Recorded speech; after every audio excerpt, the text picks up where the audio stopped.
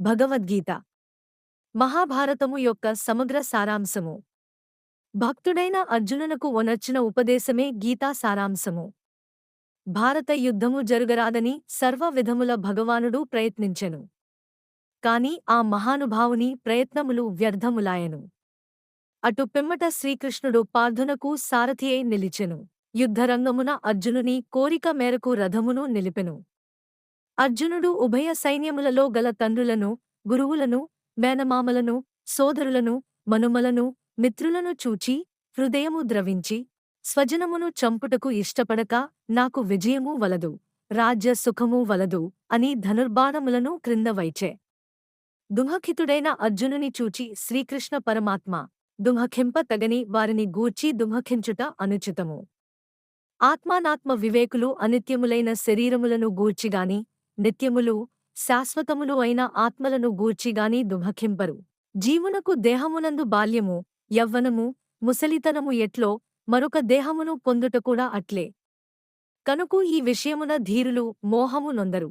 మనుష్యుడు ఎట్లు చినిగిన వస్త్రమును వదలి నూతన వస్త్రమును ధరించునో అట్లే ఆత్మ జీర్ణమైన శరీరమును వదలి క్రొత్త శరీరమును ధరించుచున్నది.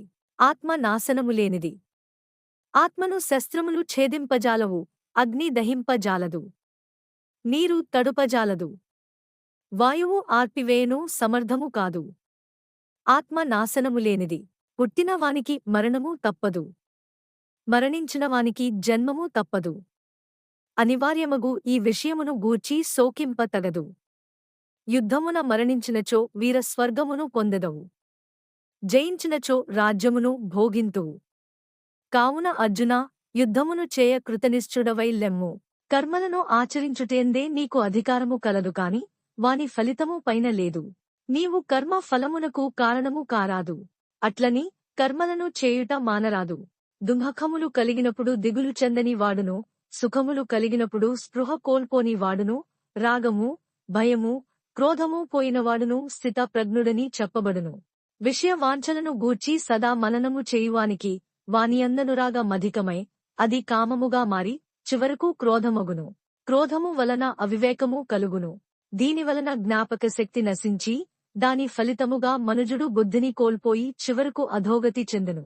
ఆత్మజ్ఞాన పూర్వక కర్మానుష్ఠానము బ్రహ్మ ప్రాప్తి సాధనము కలిగిన జీవుడు సంసారమున బడక సుఖైక స్వరూపమైన ఆత్మ ప్రాప్తిని చెందగలడు.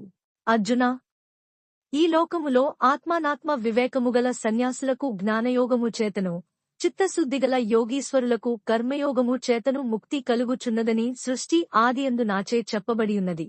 అన్నము వలన జంతుజాలము పుట్టును, వర్షము వలన అన్నము సమకూడును, యజ్ఞము వలన వర్షము కలుగును, ఆ యజ్ఞము కర్మ వలననే సంభవము.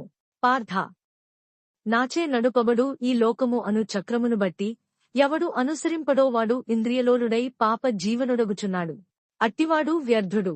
జ్ఞాని కానివాడు సదా కర్మలనాచరించుచునే యుండవలెను. ఉత్తములు అయినవారు దేని నాచరింతురో దానినే ఇతరులను ఆచరింతురు. ఉత్తములు దేనిని ప్రమాణముగా అంగీకరింతురో లోకమంతయు దానినే అనుసరింతును.